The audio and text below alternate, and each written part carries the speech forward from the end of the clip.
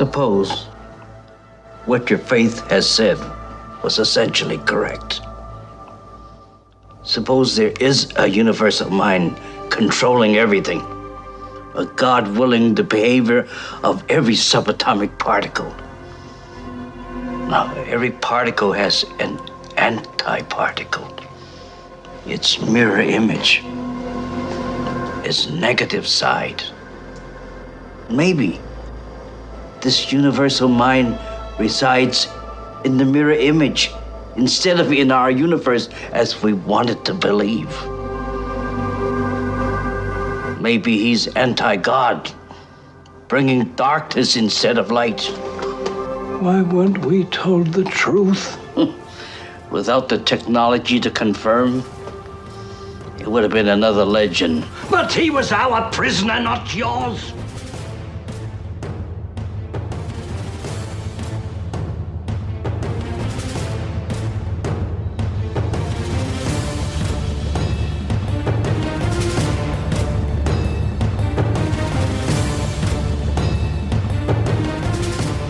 Hey, Adrenalheads, welcome back to the show. I'm Mark. And I'm Jayme. And I'm Frank. And this episode, we are doing a spoiler-full coverage of the movie The Prince of Darkness from 1987. It's actually entitled John Carpenter's The Prince of Darkness from 1987. Sorry. Put some respect on his name. Got to show some respect because, Frank will, smack me around. I get enough of that from Robert. Yeah, I know that. And we have Jayme back once again, which is great. She's not doing a really bad John Carpenter movie. No, this time it's a good one. This time it's a good one. So she's happy to be on. And we got Mr. Frank Rodriguez from Fantasy Picks Movie Edition as well. So, Frank, this is your first time on Adrenaline. Yes. So, okay. Well, yes, even though I keep forgetting that that's the case. Because I was on Panels to Pixels and I was like, yes, I've been on Adrenaline. No, you haven't. Yeah. So right now we're covering John Carpenter's The Prince of Darkness. And the synopsis is, Frank, do you want to read that? Sure. A group of graduate students and scientists uncover an ancient canister in an abandoned church. But when they open the container, they inadvertently unleash a strange liquid and an evil force on all humanity. Sums it up. Bit vague, but for those people who have never watched the movie, it works out for them. So like I said, spoiler full podcast. So if you haven't watched the movie, stop the podcast, go back, watch the movie, come here, unless you like to be spoiled and then watch all the cool things that we're going to talk about and recognize all the actors and the characters that we speak about within the film, because it's got a hefty amount of John Carpenter cast members that are regulars, as well as one particular cast member that was only known on TV at one point, and that was it. And this was his only film. So we'll get into that when we get into interesting and unknown facts, as well as where we may know these people from. But before we get into the movie itself, we're actually going to talk about the people we may know from within the film. So, all right, this is between you and Frank, Jayme. So you guys get to decide who goes first. I'll go first because I want the big name. Okay. Donald Pleasance. Everybody should know who he is. He plays the priest. All horror fans know who Donald Pleasance is. He's Dr. Loomis in the Halloween series that John Carpenter started back in 1978. Here's a few more titles you may know him from. The Great Escape in 1963, THX 1138 in 1971, Escape to Witch Mountain in 1975, and Fatal Frames in 1996, which was his last movie before he died of complications from heart valve replacement surgery. He had a total of 242 film credits.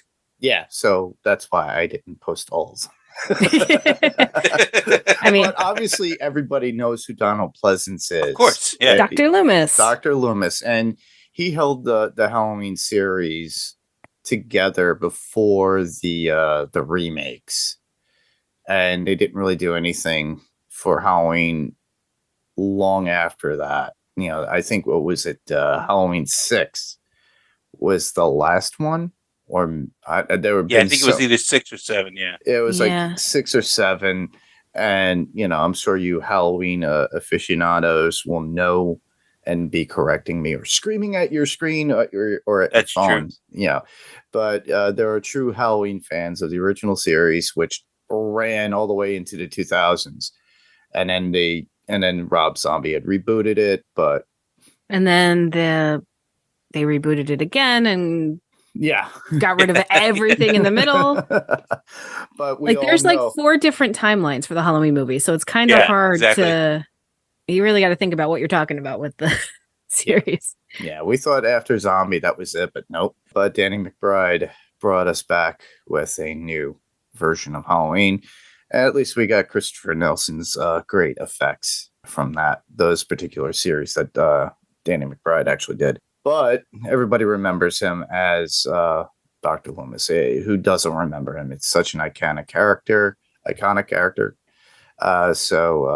Yeah, we all know him. We know his voice. We know what he looks like. Next one, Frank. All right, next one is Lisa Blount playing Catherine Danforth. You might know from An Officer and a Gentleman, Great Balls of Fire, Blind Fury, and Femme Fatale. Unfortunately, she passed away from a blood disorder in 2010 at the age of 53. Yeah, it was very odd. I remembered her, and I do remember her from all the other movies. Yeah. And I remember when that came out in 2010, because at the time Facebook alerted you of everything. And it's like, oh, guess what celebrity passed away? She had other TV shows that she appeared on as well. I didn't list them because there were so many, because she was more involved with crime drama and things of that nature on TV. But yeah, it wasn't until 2010 that she passed away, and at a young age of 53. Sad. Next one up. Well, a typical John Carpenter cast member, as you think of it, because he did the trilogy of films that Carpenter did around this time. Victor Wong, who plays Professor Howard Barak. We are no strangers to Victor Wong's career here on this particular podcast. Just as I said, we've mentioned them before on our coverage of Big Trouble in Little China. Very long-winded. I'm not going into it again. So if you really want, and you can follow that particular episode of Big Trouble in Little China, there you go. You'll find it. Obviously, also just look up Victor Wong. He'll come up. You'll know him. Yep. Jayme? Oh, that's right. It's my turn. Sorry. Jameson Parker. He plays Brian Marsh. Jameson Parker is best known for his role as A.J. Simon on Simon and Simon, 1981, which ran on CBS for 8 seasons. Mostly his credits involve TV series roles like Murder, She Wrote, Walker, Texas Ranger, and Jag. The only movie credit he has, other than The Prince of Darkness, are The White Dog from 1982, A Caribbean Mystery from 1983, and Jackals from 1986. Yep. The only cast member that didn't have a large movie career, multiple movies in a row consistently. Right. He was mostly known from TV. So you had only those 4 movies, but The Prince of Darkness was, I believe, the only one that went straight to theaters. And the rest were either direct to video or direct to HBO. So it was very odd. But I remembered him from Simon and Simon, because I grew up in that during that era. So, Frank, you as well. So we remember. My grandmother used to watch Simon and Simon all the time. Yeah. I knew exactly who he was. Yeah, exactly. So there was also just a teaser on that, too. There's a Simon and Simon episode, too, because he had a collection of comic books, and that was part of the investigation regarding somebody who had died or something. And him and his brother had to actually, and then the brother was like making fun of him for collecting the comics all that time. So it was kind of an interesting episode, nonetheless, of Simon and Simon. But I still imprinted in my brain from that, because it made me feel how me and my brother are, because my brother got into comics, and then he, as I got older, he was like, why do you still play with those comic books? I guess it's me again. Anne Yen played Lisa. Other than The Prince of Darkness, Anne was in 2 other movies, What Is Love in 1980 and Love or Money in 1990. She did some TV after that, making appearances in shows like Help in 1990, As the World Turns 1990, and In Living Color in 1993. Also goes under the credit of Anne Yi. Which is very interesting, too. She had that model-esque look to her, like kind of stoic look to her. And I you would think she would have done more, but no. It's one of those people that got involved within Hollywood, and just after a certain point, they didn't continue it or pursue that career. Which is interesting because she's striking when she shows up in the movie. Yeah, like you're like, wow, okay, she's really good. She looked like a model, and I was like, wow, she's beautiful. No wonder that guy was like hitting on her. Dennis Dunn, he was, But of course, she didn't like his jokes. No, she didn't. Yeah, that was one of the few, and actually, a friend of mine actually used that line to somebody else who is Chinese too, when he got slapped. And he was Chinese, so he could get away with it. But even still, she smacked him. Right. I saw it in the bar. I was like, ooh, that was wrong. All right, next up, Ken Wright, who plays Lomax, mostly known for his appearances on TV shows like 8 Is Enough, The Waltons, and MASH. During 1980 to 1984, he was in MASH. He was in a few movies after that: Opposing Force from 1986, Flight of the Intruder in 1991, and Under the Hula Moon in 1995, and then Gunchi in 1998. That's about it. And then we have Peter Jason, Dr. Paul Leahy. Mm-hmm. Has been acting since 1967 and has made numerous appearances in other John Carpenter films as a regular, like They Live, yay, Village of the Damned, 1995, The Mouth of Madness, 1994, Body Bags, 1993, Escape from LA, 1996, Ghosts of Mars, 2001, The Terror of Halloween Eve, 2017, and other movies. 48 Hours in 1982, Karate Kid in 1984, Dreamscape in 1984, and Jurassic World Fallen Kingdom in 2018, to name just a few. He has a total of 263 movie and TV credits. Yeah. That was a lot of excellent movies in that list that we used. Oh, yeah. I had to pick the best. So yeah. Excellent polls. Yeah. A lot of movies that we still have to cover here, by the way. A lot of them John Carpenter. But you could tell his voice. You could recognize his voice. You could recognize his face. He has always had that gray hair, regardless of whatever age. And it always looked like he was either in his mid 40s, even back in the 80s. And as he got older, he kind of consistently looked like he was like, I think he was just like stuck in that time still to this day. Now, if you look at John Carpenter, on the other hand, his long ponytail is non-existent. And he's losing it. But this guy, forget it. And you just love his wit and his character in a lot of these films. So Peter Jason is somebody that we all know. We also have Dennis Dunn, who's another regular. He played Walter, another person whom we talked about in this podcast before on our coverage of Big Trouble in Little China. Check out that podcast for more information. Correct. Yeah. Dennis Dunn is, as we recall, was Kurt Russell's friend. Sidekick. Kurt Russell lost the bet to. So if you guys want to go back and listen to Big Trouble in Little China, just a little plug for that. But you could also look up what Dennis Dunn has done as well. Not to use the word over and over again. All right. Next up, Tom Bray, who plays Etchinson, started his career in TV, making appearances in shows like Love Boat, Private Benjamin, Riptide, Murder, She Wrote, and Attack of the Killer Tomatoes. If you remember that movie. He can be seen in other films like Deep Star 6 in 1989 and House 3, the horror show from 1989 as well. So, interesting. So we have him there.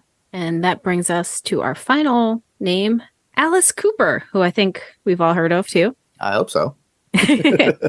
He played a street schizo, and this man needs no introduction since he is a music icon.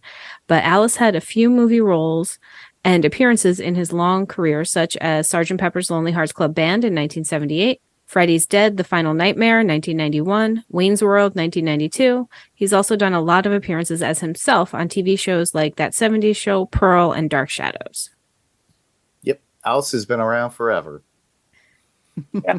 And he still does music. He's still out there. He makes appearances at conventions, and he's one of the nicest men you'll ever meet, too, by the way. And he loves golf. Yeah, he loves golf. Yeah. And, Which you wouldn't expect. Yeah. But he's somebody that loves his craft, loves his music, and loves to be on film as well as TV and appearing as himself. So it's pretty cool. But I want to add someone. Go ahead. To the cast. Go ahead. Somebody who is not on the list. He actually appears in this movie, and it's one of the few movies that you'll probably see him in. Okay. His name is Dirk Blocker. Okay. He is the son of Dan Blocker, who played Hoss on Bonanza. Okay. And he right now plays, if you watch Brooklyn Nine-Nine, he is, I just had it too. Hold on. All right. In Brooklyn Nine-Nine, he's Hitchcock. Awesome. So Scully and Hitchcock, the two detectives in Brooklyn Nine-Nine, he is the lighter-headed one. He plays that part. What fantastic. Awesome. That's cool. Check that out, everybody. I didn't really find that, but he did. So Frank brought something to the table that I didn't have. Awesome. So, all right, this is where we get to the point in the episode where we talk about our general thoughts of the movie when we saw it, when we watch it now. What do we think of it now in comparison to when it came out? Do we think of this as a classic horror movie or just a straight classic John Carpenter film? Because obviously Carpenter is very popular as a horror and suspense kind of director. And a lot of when I started this podcast, Carpenter's name came up all the time. Cameron's name. There was a slew of directors that I had to have and cover their films. And this was one director that should be spotlighted. So with that, Jayme, your first introduction, when did you see it? Did you watch it on video? You've seen it recently, and how do you feel it holds up? Or should we just chalk this as just a straight John Carpenter classic? The first time I ever watched it was today. No, you didn't. Yes. Today is the first time I ever watched this movie. Serious? Serious. Oh my God. I thought I had seen it before. I started watching. I'm like, nope, I've never seen this before. Oh, okay. But what did you think? Okay. I really liked it. I mean, it's John Carpenter and Donald Pleasance, so that's a winning combination. You're not going to go wrong there. It was like a slow burn, but not too slow. Like, I really thought it was an excellent movie. I think it holds up. It's kind of like, I mean, it's definitely an 80s movie, but not in a bad way. And it kind of felt like if somebody made The Exorcist in the 80s, and again, in a good way. Yeah, it definitely looks dated based upon how it was filmed. And for the fact that you could tell with like the equipment that they use. But it didn't have any cheesy lasers or stuff like that in the special effects. Like it was, I mean, everything holds up. It does hold up. But Frank, what were your thoughts? So my first time seeing this movie was last week on like HBO. No, this is a really long time ago. I was maybe probably like 12, and I had seen The Thing, and I loved it. And I was like, man, after that, like anything that I saw. I mean, because sure, I saw Halloween. I saw Halloween in theater, and I didn't put it together that John Carpenter directed both movies. Like I knew the name John Carpenter, and I was like, all right, whatever, Halloween, But once I saw The Thing, I was like, oh wow, this is so cool. Anything that he does, I want to check it out. Yeah. And when I watched this, I was a little too young to watch Prince of Darkness. Really? It's out in 1987. At first, well, shoot, I was 6 years old. I know that, Jayme. 87, and I'm watching a movie called Prince of Darkness after growing up on like movies like Beyond the Door and The Omen and Exorcist. Like, you're expecting to see something along those lines, and that's definitely not what you got. Yeah. This movie is very open to your own interpretation of how things are going. And it never really straight out says that it's the devil and it's the son of the devil. It's, he's the Prince of Darkness and his father is a dark being. It's not even, it could have been Cthulhu for all we know. Yeah, but, we never got a face. Exactly right. We only got like the claw, which was huge. Yeah. But the first time I watched it, I was like, whoa, what the hell did I just watch? Yeah. And I had to watch it a few more times, which was great of it being on HBO because, back in the day, HBO used to just play stuff over and over and over again. Yes. Yeah. So I would just be like, all right, the next time it's on, I'm going to freaking watch it and I'm going to get more into it. And as I watched it more, it grew on me. It's like, oh my God, this is actually so good. There's stuff in there that still to this day, like, bothers me. Like, I think Lomax, when he's laughing and giggling about how messed up his larynx his neck is and everything, right? Yeah. And he's like, and you're like, dude, that is the creepiest laugh. Yeah. Yeah. And when he was chanting or he was singing gospel at that point too. Oh, yeah. Yeah. So there's a lot there, but I do love it. I saw it again recently. I've probably seen it like 100 times or so. I try to make it, it's one of those movies that's on my list to watch at least once a year. I agree. That's pretty cool. You pretty much did the same thing I did in 87. It was on HBO and everything. I think my family literally got cable in 1986. Never had cable. Everybody else around me when I lived in Staten Island everybody else had cable but us. Everybody else maybe had WHT in the early 80s with the satellite dish and everything else back in the day. We were PO at that time. I don't think we got it till 1994, so you're way ahead of me. But of course we had VHS, and I was on a journey of I want to record every horror movie that comes out on HBO and have a tape collection. Right. So you had movies back to back. I had Hellraiser, I had Prince of Darkness, I had Big Trouble in Little China. I had anything that came out that appealed to me, whether it be John Carpenter or anything affiliated with it that was completely horror, and I had a whole collection. This was one that actually I did, and I just watched it over and over again. I didn't even wait for it to come back on HBO. I just watched the VHS tape that I recorded it. And I think, like you, Frank, I think I watched it over and over again. It's one of those things where in the very beginning, I fell in love. I was scared of it.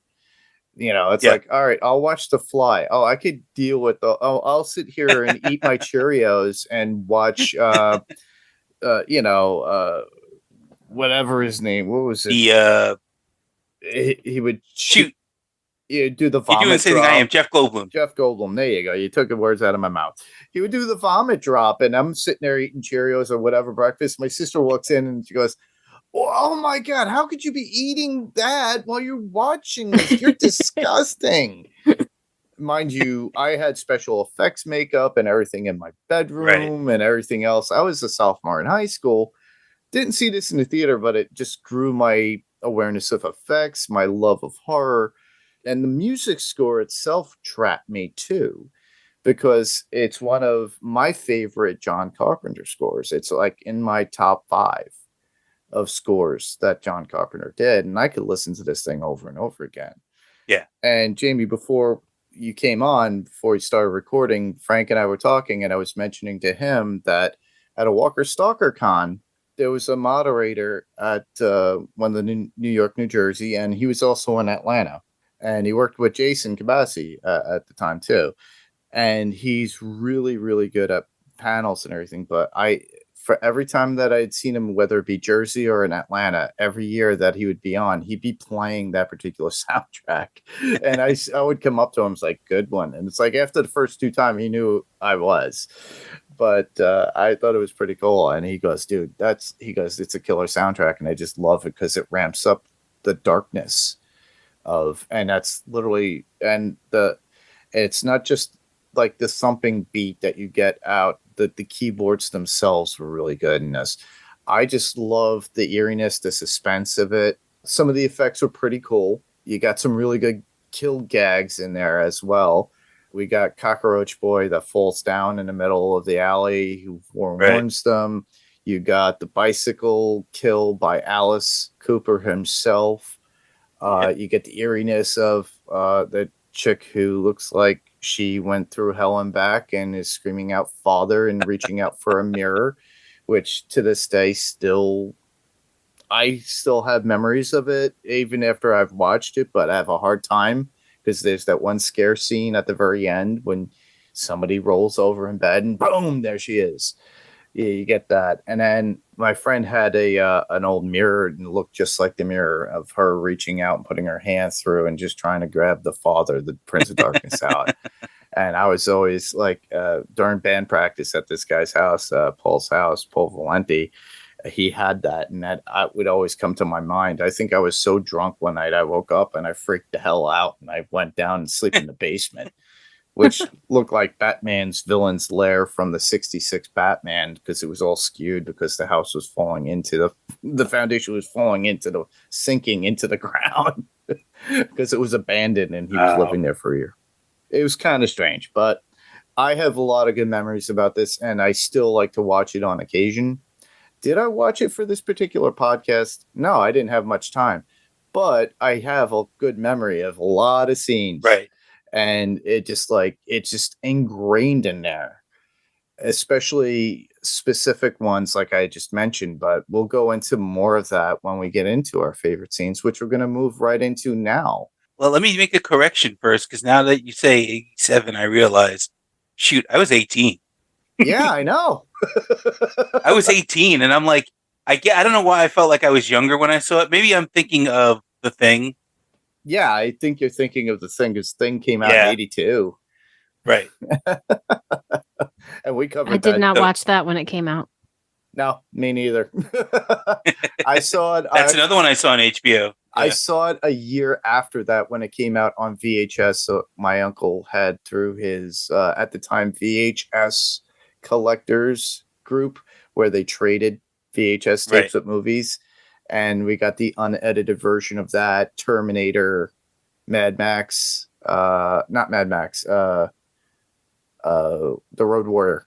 So I had at age 11, I was introduced to all this because my uncle had to watch all this stuff and made me, and he didn't make us, but my cousin Anthony and I were there and we were sitting in a small little, which would be at the time, a small little mini home theater because he had stereo speakers and had it loud. But I got to see all that weird stuff back then. It kind of desensitized me to love and watch sci-fi horror films and all that good stuff. So it prepped me because I was the kid that was always scared of my shadow when it came to horror films as I was growing up. I was the kid begging my mom in second grade to let me stay up to watch Halloween. Yep, I'm sure you were. Oh, man. I was the one staying up late to watch Night of the Living Dead. Night of the Living Dead really didn't affect me as a kid. I don't know why. It was fun, maybe because it was black and white, and I just affiliated with that. Anything with color that had kind of graphics like that, like the House of Wax used to scare the crap out of me when my siblings would watch it, and I had to walk out because it was, Vincent Price, and you see the melting faces and that. But as I got older, I just love zombies. I learned to appreciate the effects, and I learned how to do it myself to some degree, but also grew my love for horror and sci-fi at that point as well. But we kind of digressed a little bit. But with that, not us. Let's move right along into favorite scenes and thoughts. So, Jayme, since you saw it for the first time today, and it's fresh in your brain, do you have a favorite scene? First off, I loved all of the bug special effects, like starting with that cup of maggots, like, and then the worm covered windows, which was cool. But then, of course, the cockroaches. The cockroaches from his suit, and then he just falls down, like his hand falls. No, all the cockroaches fall out after. And even in the beginning, when he first gets killed, all the cockroaches. But yeah, the cockroaches were amazing, and the fire ants at the opening scene, and then to the end, like that was a nice tie-in. So like the insects were a real standout for me, and they were really all. Okay, so a few of the cockroaches were obviously plastic, but other than that, everything looked really good. Yeah, it was. Definitely. They probably had some major bug wranglers. And then when you mentioned about the homeless woman, because she would bring the cup or whatever to get money for whatever from the priest from Donald Pleasance, and it's nice that you're opening the church again. And she had all the bugs on her as well. Yeah. Too. So you see, my memory does suit me at times. I remember that because she was so eerie. Yeah, and it's like if I had encountered with somebody like that, I'd be like, here. Maybe we're not going to open the church. Yeah, exactly. Like, look, I'm a priest and I'm a man of God, but I have limits. I'm not giving you a bed until you get rid of those bugs. Frank? Man, it's hard to pick a favorite scene for this. You don't have to say favorite and favorite. I say scenes that stand out to us. So obviously we're going in sequence. Jayme, you, me, and then we'll go back again. So for me, something that always kind of freaked me out when the liquid is leaking out of the canister, and it leaks up, first of all, to the ceiling. Yes. And the girl comes in and she's like, doing her work, and she doesn't even notice that this is going on. And then she looks up and like gets super soakered in the mouth. You know, it's like, dude, I wouldn't be surprised. They did all of those effects pretty much practical. Yeah. So I wouldn't be surprised if that's exactly how they did that, because it's 87. Super soakers are a thing. Yeah. You could have just, there you go. And now you're being taken over. Act like you're being taken over. But I was like, who doesn't notice a bunch of green liquid on the ceiling? Granted, right? That place was messed up. It was all messed up. But I was like, it's candles everywhere. It's, that's one of those scenes that always sticks out because it's just like right in the mouth. Yeah. Yeah, the Prince of Darkness himself had a great shot from wherever the hell he was in another dimension. Go right into the mouth. I thought that was pretty cool too. How the liquid goes up too, and I think that was probably through like what Toho used to do with effects with volcanoes and everything.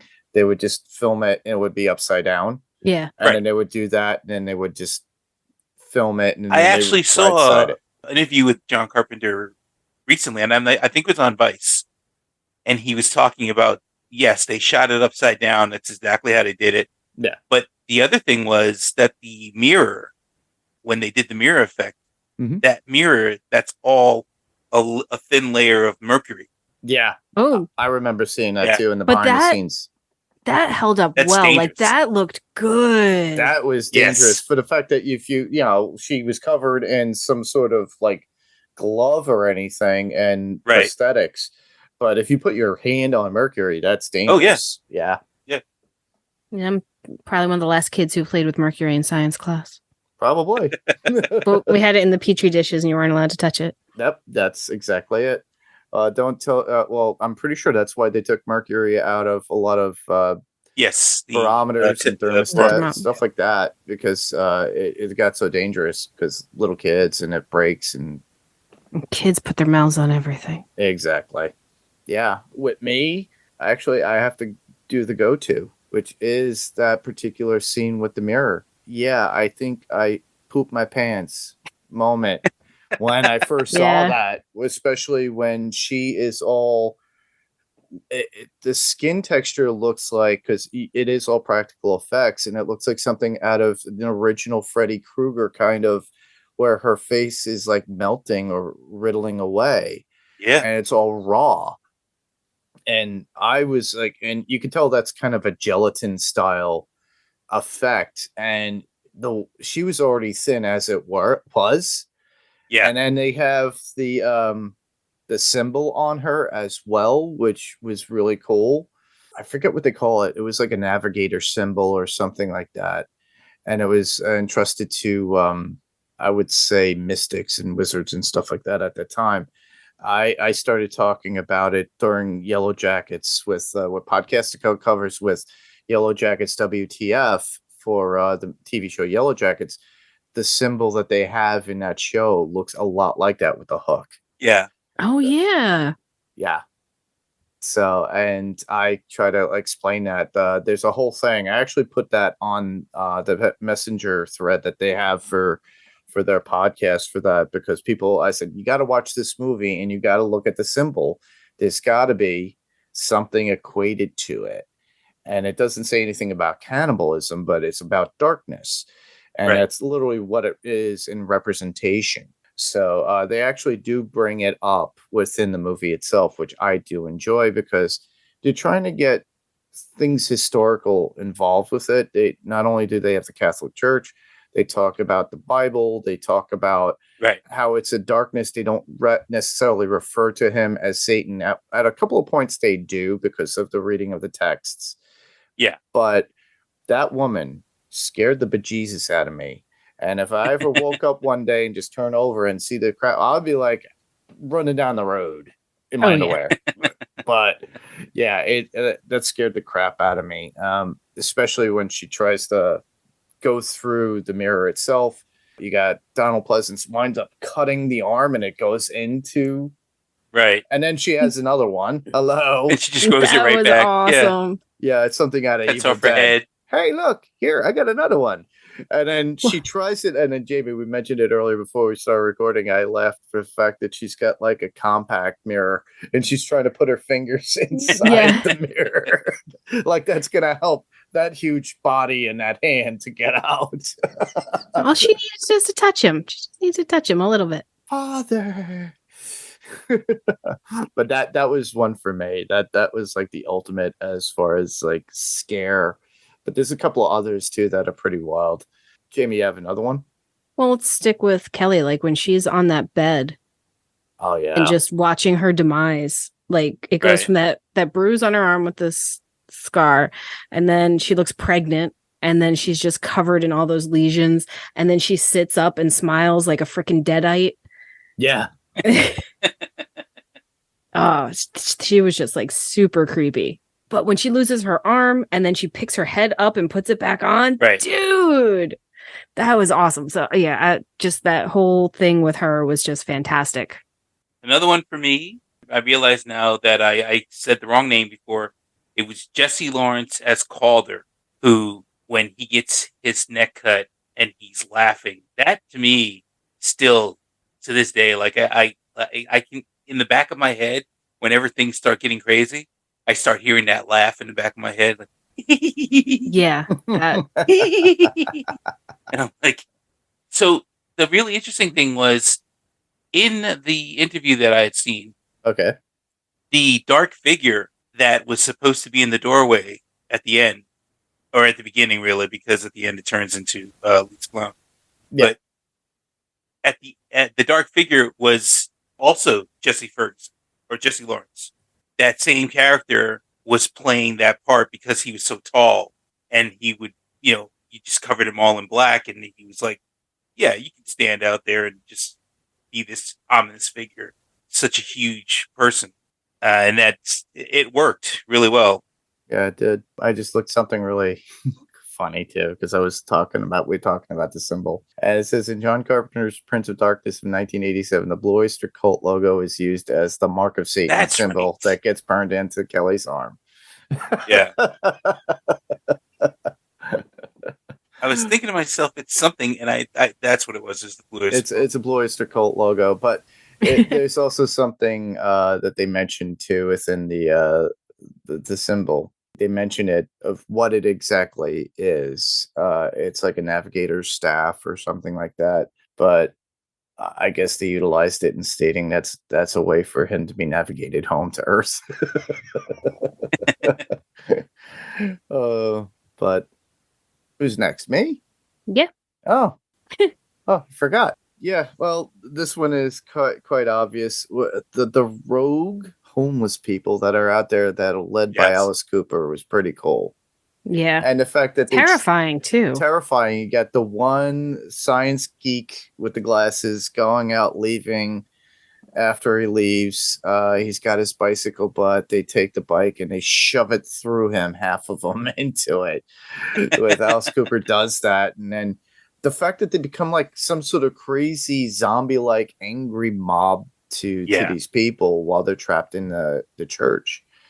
And not only do the people outside the church become this, but anybody who's possessed becomes involved as well, which shows me that maybe these people are easier led for the fact that they have lack of life in them because they are homeless. The others had to be turned through the goo. And then these people were just around and just are exposed to the evil, just like the insects and everything else. So since they've been living there and it's been oozing out, I guess, it's been kind of going into the world and they become the evil.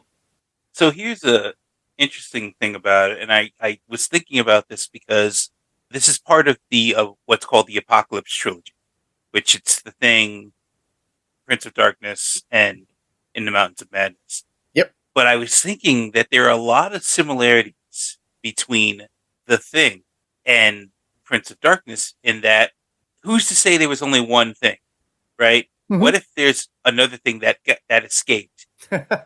And that's what got caught. Because when they tell the story of the canister, they're like, it was an alien and we caught it. And they put it in the canister and it's been there all this time. Yeah. So any part of that green goo, if it's the thing, is alive. True. Anybody who it gets into starts turning into a thing. Yeah. They cut off her arm. She grows an arm right back. Oh, true. Yeah. Cut off her head. She gets her head, puts it right back on, and it still works. So I was like, man, that's kind of interesting if you think along those lines. Like, what if that's what happened? If you want to piece that together and add it to the world of John Carpenter and the thing that he created too. Right. Yeah, that would be cool in a sense of, because if you think about it, if in the movie The Thing, the original one, as well as the prequel that Jerry and I had covered The Thing, and then we did The Thing, which was the prequel with Mary Elizabeth Winstead. If you think about it, what if you have two of them in the same room? They're the same mind. So it's like a hive mind, almost like the Borg. Yeah. Oh, yeah. Yeah. So they would, it's a cool concept. It's an interesting concept. That'd be something to brought up to Mr. Carpenter himself one day if you ever meet him. Be like, hey, I got an idea. That would be amazing. In the Mouth of Madness, it just kind of consumed people mentally. So maybe that's another version of it that makes people just go insane. Yeah. Not just reading Sutter Kane, but obviously just have you read Sutter Kane? that thinly veiled allegory for Stephen King. Yeah. Gotcha. Yeah. Have you read Richard Bachman? Jayme, do you have another one? The computer scene with Lisa when she's typing "I live" over and over and over again. I mean, that was Straight such out Shining. Of Shining. Yep, Yeah. such Shining vibes. And then, like, it switches to a threat: "You will not be saved." Yeah. And then ends with like the kiss of death to Calder, and then we end up in that creepy Calder scene, which was amazing. Yeah. It's like that was all super, super fun. I love when horror movies honor other horror movies without being obnoxious about it. Right. That is true. Yeah. It's just another take on that. Yeah. Or an homage to it. An homage, yeah. Definitely. Frank, you got another one? No, just really an interesting fact about the bicycle, the half bicycle kill. Okay. Where, he tried to add, I don't know, maybe he was trying to make him the front half of the bicycle. But anyway. That's part of the reason why Alice Cooper was actually in the movie, because he used to do that gag on his shows when he would play, he'd stab an audience member with his mic stand. Mm-hmm. So because John Carpenter liked that, he thought it was cool. He said, "Could you do that gag in my movie?" And then they figured out, let's do it. You couldn't bring a mic stand. It didn't make any sense. The homeless guy has a mic stand. But they had the half a bicycle, and they were like, okay, you can do the same gag with this front half of the bicycle. So that's why it's so thin, that front half of the bicycle. It's actually probably made out of a mic stand, the same prop that he used to do this gig on the gag on stage. That's funny. Yeah, I like the symbolism into it as well. Yes. There's a point where you go back to him, Peter Jason as Dr. Paul Lee. He winds up talking to the other student, or his more advanced student, and he's the one that gets killed with the bicycle, I believe. As they're doing their work or whatever, he's pouring himself, and then, of course, he's mimicking the trumpet. I'm not going to do it, but he trumpets the sound just like in the cartoon. But it was an old animation, a cartoon series, and it showed literally them, like the devil depicting. And Tom and Jerry. Tom and Jerry, like stabbing with the pitchfork going into the soup, and how he's trying to kill. And so it's kind of foreshadowing in a sense of what they were going, because it's got water, which would be symbolism of the goo. And then on top of that, the devil himself, or the darkness, or Prince of Darkness himself. So I thought it was pretty cool with the symbolism that they had within it. And as well as with the overbearing trait of the Catholic Church trying to hide something as well. So they would never. Yeah.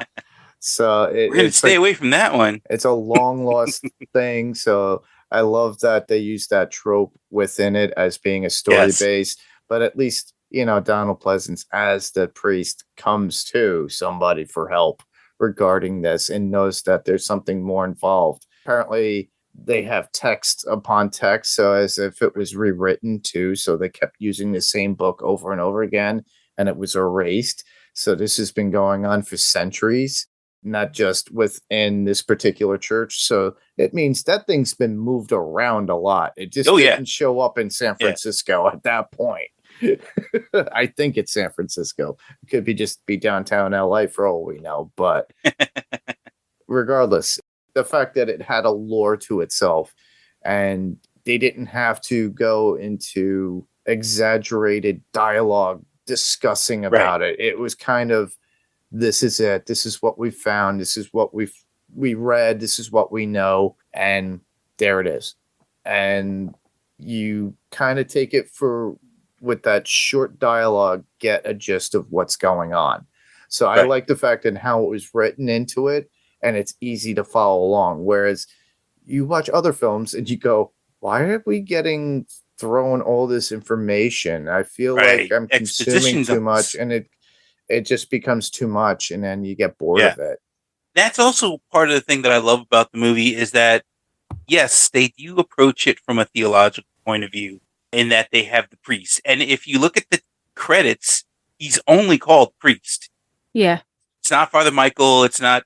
Yeah. It's just priest. Yeah. He's just the father. They would just refer to him as father, and then he's listed as priest. Yeah. And when they're talking about it, they're basically talking about it in terms of metaphysical terms or mathematical terms in some of the cases, where they're talking about, well, if this equation is God and it's got its own thought process, well, then it's always a possibility that there's an anti-God. And that's them using that terminology, for lack of better wording, to help people understand, because it was already very abstract in the way that it was presented to begin with. Yeah. Because what you're walking into is, you're like, Prince of Darkness. Like I said, I'm walking into Prince of Darkness thinking Exorcist, some Satan movie, The Omen, or whatever it might be. And that's not what I got. I got a very entertaining movie, and it's awesome, and it sticks with me to this day. Yeah. But when I first saw it, that's what I was expecting. And that's kind of like, when I first saw it, I was like, what the hell is this? So. Who's next, Jayme? I think so. Okay. I kind of lost track along the way. Same here. Well, it's a free game. I liked Walter, especially when he was in the closet. Oh, yes. And how he freaks out. I don't want to die. But before that, he's like making jokes. Yeah. Like he said something about like himself. Yeah, I wanted to be dominated by two women or something at some point, and then he tells the joke about the Jewish mother and comes back with a witch doctor. She's like, "No, I said a rich doctor." Yes. I expected that joke to be a lot worse as he was telling him. Like, that was actually a pretty solid joke. Yeah. He was brilliant. Especially when he was like trying to make a pass at Lisa. And he goes, you really could pass for Asian. And she's just like, oh, go away. And just like, yeah, she's just like not having it. But only he could get away with that comment, though. Yeah, I really liked him. That was kind of my last. Yeah, Dennis was definitely like, almost like within Big Trouble in Little China, he was kind of like a comedic humor, even though in that he was a little bit more serious within that movie with the karate, whereas Kurt Russell was the idiot bumblehead in that movie. But in this one, you wouldn't think of Dennis as being, as Walter, as being bumbleheaded. He was just out to have a good time. Especially when his plans get all screwed up and he goes, I had really serious plans for this weekend. Don't we all hate that when college gets in the way and you're trying to get your degree, and then he was ready to party, probably try to hook up with some chick. Who knows? I'm sure he was trying to hook up. I kind of wonder about that because there's a point where he says that. He says, I had really big plans. And they say to him, well, what's his name? Yeah. Right? And there's also something, but he says, oh, knock it off. But then there's another thing where he says something about being homosexual. And I couldn't tell if he was serious or not. Huh. It doesn't really matter because we never see him with anybody, but. Right. Huh. So I was wondering if, and it's 87. Like, that would not be out of place humor. True. But there was a part, but the fact that they brought it back twice, I was like, well, wait, is he really gay? And I just missed this all these years? Or it's a deleted scene that we didn't know about a conversation that they had. Who knows? Well, yeah, because like the first one, the what's his name, almost played like, because back then there were a lot of gay jokes. Yes. Right. Like that's something guys would say to each other. So it played kind of like that. Yeah. But then the comment second later reference is not so much. Exactly. It's not so much a joke. Yeah. Yeah. Huh. Interesting. Yeah. Just little things, little tidbits. That is little tidbits. Yep. Are we getting into the interesting facts, or are we already there? I'm you out of finished stuff. with your points? I'm finished with mine. I'm done. Okay. The one thing that I liked which was a cool fact. I don't know if you brought it up, Jayme, but you have it in your notes. It's about the symbol with the scar, but she looked like pregnant, and her Kelly's it was boiling up, and then it just like pops and then just sinks right in, and that's when she started to dissolve a little bit more. Yeah, that was so cool. An eerie effect, and that was wild. That whole Kelly demon, I call it, is just a great effect, and she is so creepy. And then obviously when we get the arm at that point, or I should say claw, and he's got three fingers, literally a thumb and two fingers, and they're claws, and they're huge. She's got such small hands and grasping at it to come into this world. And I thought that was pretty cool. And the first thing I thought of was Tim Curry's devil from Legend is coming into this world. Because that was you're not getting those horns through. Yeah, well, I thought that was a killer look. I was like, that would have been great to see something completely like that, but obviously low budget film, so they kind of played it off of subtlety with a lot of the practical makeup effects, the thrilling and suspense of possession within it.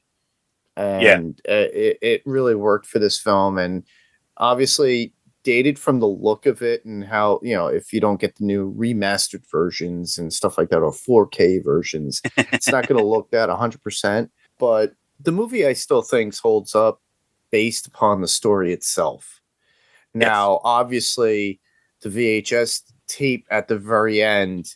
And the one thing we didn't tap upon was how they used like tachyon information and how it goes through time. And that's how a transmission was able to be sent. And that was sent from 1999 or 1999. Right. And then we have that vision of her in front of the church, but it's like some big, it was always a mystery because every time they had these visions in their heads, because they're in the church and it's a tachyon information that was sent down, and several people have had them, including the priest even states that a lot of other priests had it. Everybody who went to sleep had the same dream. Yeah, and they saw that one vision, but at the very end you get that reveal it's her, but it's like as if like she was opening it up, and and then you're like, holy crap. So, but after the one really good jump scare. Yeah. I took that a little bit differently. I felt like at the beginning of the movie, you have the dark figure, right? And then she gets caught in the mirror because they broke it after she jumped in to try to save them. Yeah. And then at the end of the movie, it's not the dark figure anymore. It's her. Correct. So I was like, wow, you know what? That maybe means that while she was in the mirror, she was corrupted and taken over. And now she is the actual, like, either the personification of the father, correct, or maybe even the Prince of Darkness himself. Yeah, in human form. Right. Yeah, that's what I was thinking too, because the way it looked like was when she went into the mirror, it was kind of the goo, and he was there, and then he could just, and then that way she has a physicality, and he could be inside her body, and then use that and possess it, and then pop the lid and just jump through and get out over time. But it took him how many years? 12 years. 1987 to 1999. Yeah. That was a long time, unless somebody was up there hanging around, banging down on the top of that that cylinder. It's like, we're not letting you out. I mean, if I saw what happened, I would be doing that. Yeah. If only there was a way to get this stuff downloaded from my brain so I could put it on VHS so the other people could see it, not just be in the church. Yeah, nice.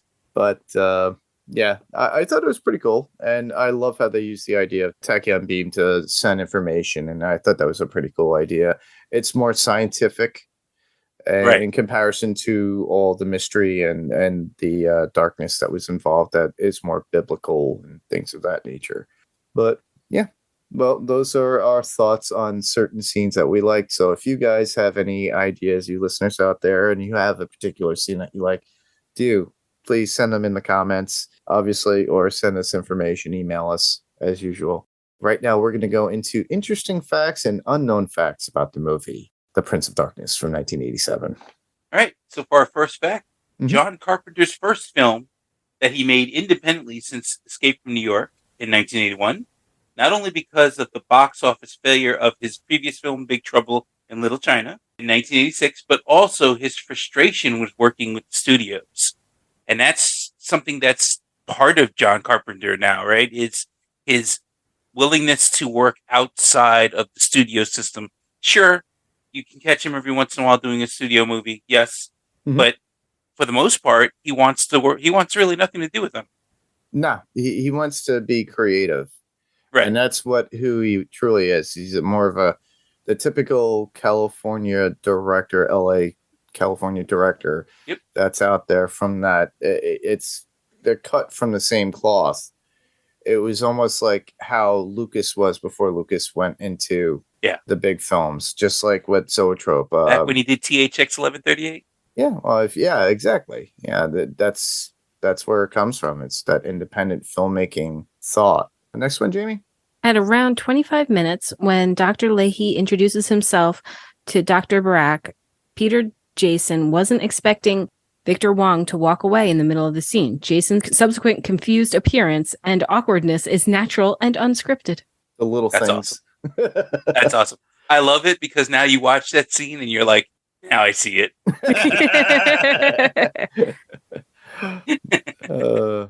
Next up, the recurring dream was shot on video and filmed off of a television screen, which gives that kind of eerie 90s and 80s look of it. That was pretty. That's cool. Unlike today, where you could easily do it with an iPhone. All right, next one. Yep. John Carpenter states he set out to make a film that was atmospheric and dreadful. At the time, he was noticing a lot of derivative horror films and wanted to try something new involving quantum mechanics and religion. Yep. He pulled it off. That he did. Oh, yeah, he did.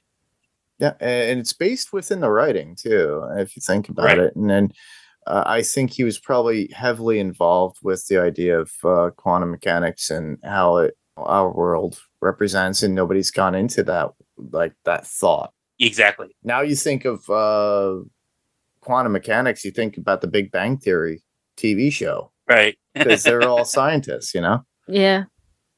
That's the only way other people nowadays, it's like, oh, the Big Bang Theory.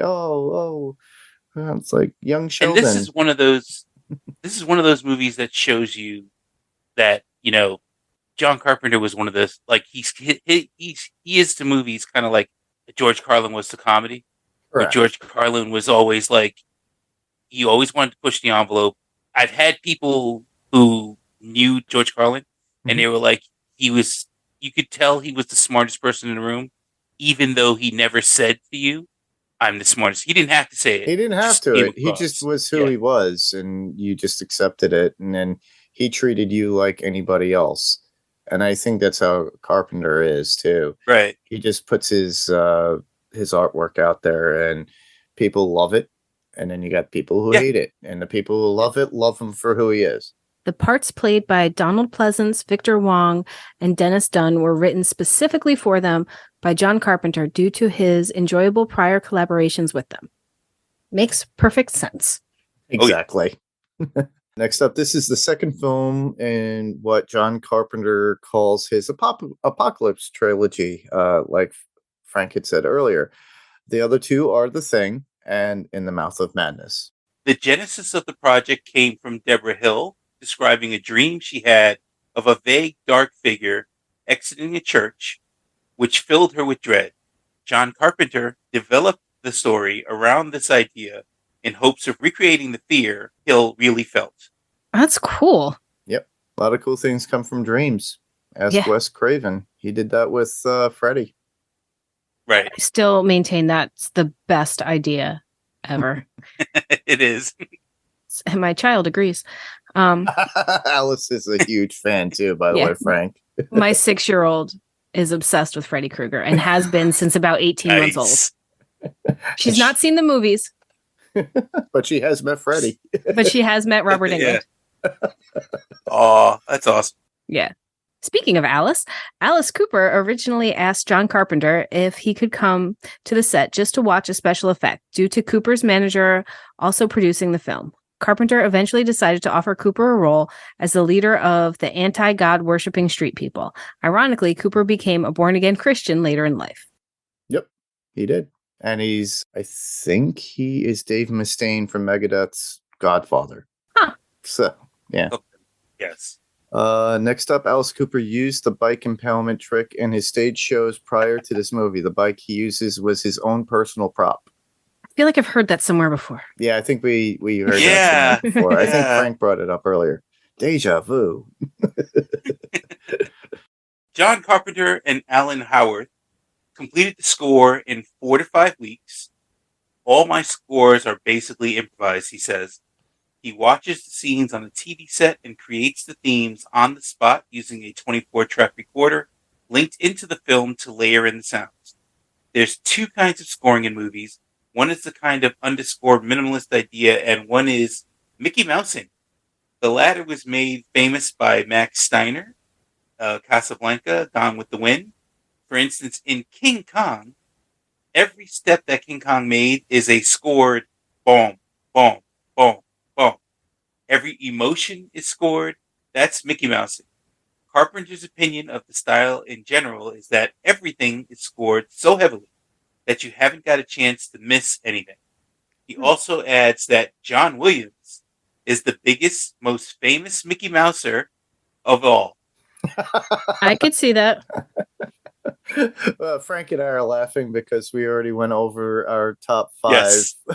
composers on Fantasy Picks Movie Edition. And that was John Williams was number 1. But the fact that... It was number 1 twice. What? Because we had to do it twice. Yeah, we had to do it twice. But also we were pushing Rob for John Carpenter. Yeah, we were. Or at least I was. Yeah, he was. For sure. Carpenter's love of science led to the story idea involving quantum mechanics and the crossroad of science and religion. He became fascinated with the quantum uncertainty after reading several books on the subject, but he ultimately felt it was impossible to explain. It was all mumbo-jumbo anyway, and it was just a horror movie. He said, Peter Jason suggested that the script touched on just enough of it to catch and hold the viewer's interest. Agreed. I think he played that line really well. Next up, the mirror gag was accomplished in part by using mercury. So, Frank had already enlightened us about this, but this is what they apparently did. They drained the poisonous material from their on-set hydraulic dollies and cranes and used it for the bit where the character dips her fingers and hand into the reflective pool. They returned the mercury back into the machinery afterwards, apparently. Due to the mercury being highly toxic, the arm is a prosthetic, explaining why the character's watch doesn't fit. So that's something to look out for. So the effects. The reverse of the shot with the character's fingers poking through into darkness was shot inside a covered swimming pool, apparently. Yep. During the filming of the scene where Donald Pleasance delivers the "he's gaining strength" speech at the canister, Peter Jason said that they were shooting the reverse angles. Pleasance was delivering his dialogue off camera whilst pulling the most hilarious faces. The other actors were concentrating so hard because they were trying not to laugh. Jason said that Pleasance was the funniest man who ever lived. I love stories like that. Yeah. Man. So yeah, that's all the unknown or interesting facts about the movie Prince of Darkness from 1987. So we'll move right along and go into quotes. Who's got them? I got 2. Okay. At the beginning, I liked the long quote in the classroom. We assume time is narrow because it is as a clock. 1 second is 1 second for everyone. Cause precedes effect. Fruit rots, water flows downstream. We're born, we age, we die. The reverse never happens. None of this is true. Say goodbye to classical reality because our logic collapses on the subatomic level into ghosts and shadows. Frank, you got any? For me, I actually, unfortunately, I mentioned it. When he says, I have a really great date, Dennis Dunn is like, I got a really heavy date tonight. And they're like, what's his name? That and also the banter between Peter Jason and his assistant. Yeah. When they're talking about, hey, when you talk to me, it's not, don't call me professor or something like that. And he's like, Professor Sir? Or something along those lines. I forget exactly what he said, but he was like, that's better. The one that I have would be from Professor Barack saying, the outside world doesn't want to hear this kind of bullshit. Just keep it locked away. You've already managed that for 2,000 years. And the priest just turns around and says, no prison can hold him now, which is the truth. Yeah. I had one more that just made me laugh because I love Walter. Walter, why is everyone looking at me that way? Because you're being asshole-ish. Well, it's a very asshole-ish thing of you to say, so. Yeah, those are great. I have one, and this is from Barack. He goes, suppose what your faith has said isn't essentially correct. Suppose there is a universal mind controlling everything, a God willing the behavior of every subatomic particle. Every particle has an anti-particle. It's a mirror image, which is kind of foreshadowing, obviously. It's a negative side. Maybe this universal mind resides in the mirror image instead of in our universe as we wanted to. Which I like that too, which is why I had mentioned it earlier, but that's definitely part of what makes this movie unique is their approach to it, because that's definitely a John Carpenter way to approach it. Like you could have done, again, another version of The Exorcist, another version of Beyond the Door, something along those lines where it's, the devil and everything like that. Mm-hmm. But that's not how he approached this. He approached it from a very smart way of saying, this is all mathematics, basically. It's quantum mechanics. It's because there is light, there has to be this darkness. Yeah. And this is what we're dealing with right now. Interesting. All string theory. Yeah. All right. Well, I think that pretty much covers everything that we had for Prince of Darkness, including our favorite quotes, interesting and unknown facts, and our overall thoughts and our favorite moments within the film. We're coming to a close, ladies and gentlemen, but this is where we are in the podcast. Where can listeners hear you? And Frank, I don't want to hear, and I'm not going to say you can be found underneath a bridge somewhere. You have a place that people can hear you.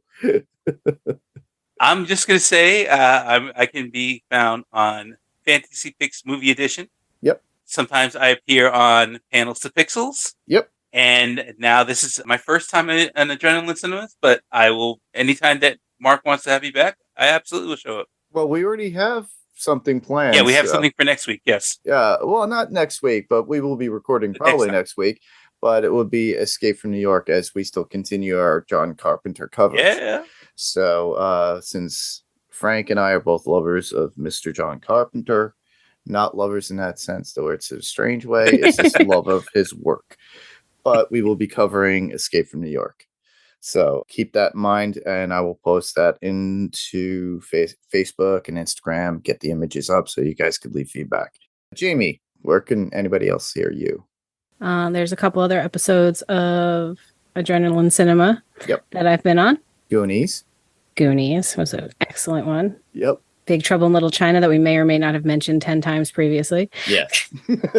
I'm sorry. I feel like there were Jason X that we meant. Yeah, we mentioned a bunch of them. Just look through. Yeah. Yeah. And then on top of that, we will be continuing our Friday the 13th coverage too, as well. So we're going to continue on from what Watched It in the 80s did. So I know Damien's coming back. So you're actually on Watched It in the 80s as well, covering the first three Friday the 13th films. The first three Friday the 13th films. We did Halloween 3. I feel like we might have done something else, but maybe not. Yeah. Well, there's so many. Yeah. And then Mark and I do the Sandman cast over on Podcastica. Correct. If the writer's strike ever ends and they can go back to filming, we'll have a season 2. I'm sure they will. They will. But season 1 was excellent. If you haven't watched it, you should watch it and then go listen to our podcast. Yep. And Mark and I also cover Invincible on Panels to Pixels, which was supposed to be out last year, and we still don't have a date for it. It's in November. Right. Oh, that's right. We do have a date for it. Yeah, it's yeah. And then we had that one-off episode with Adam Eve that we covered. Yep, we just recently did that within the past month or so. That was the Invincible one-off special about Adam Eve, and that was pretty cool. So that was our way of prepping to get back into Invincible. So thankfully. With me, you could hear me right here on Adrenaline Cinema Podcast, as always. I do make appearances on Fantasy Picks Movie Edition as well with Frank Rodriguez himself, as well as Rob and Adam. So I do that on occasion. I have Panels to Pixels podcast. You can find me there with Steve Brown, who's our regular co-host. Currently, we're doing Good Omens. We're finishing up, following up with that. So by the time you get this, they might come out around the same time for the last 2 episodes. We're covering back-to-back 5 and 6. We already just did cover episodes 3 and 4 of Good Omens. So we're wrapping that up. And then once that is done, we'll be moving into Loki, a whole bunch of stuff. It was the new version of The Boys, which is Generation V. Yeah. So we're going to be doing that. And who knows, whatever else comes out. Obviously, in November, you could hear me and Jayme as we cover Invincible when that shows up on Amazon Prime. And you could hear me on Sandman Cast as well with Jayme for That could be found on the Podcastica Network. So just to show a little bit of love for Podcastica, check everything that's out there on Podcastica. All you have to do is go to podcastica.com. There's a ton of stuff. I will be showing up on a Buffy podcast soon, so look out for that. So our friend Penny Lennox is doing a Buffy podcast on Podcastica, so check it out. It's not your typical Buffy one. She's excluding all of season 1, but it's highlights of season 2, and then she'll be doing the better episodes in season 3 as she gets more guests. So I will be on the Halloween one from season 2. So check that out. So I'm going to have fun with that.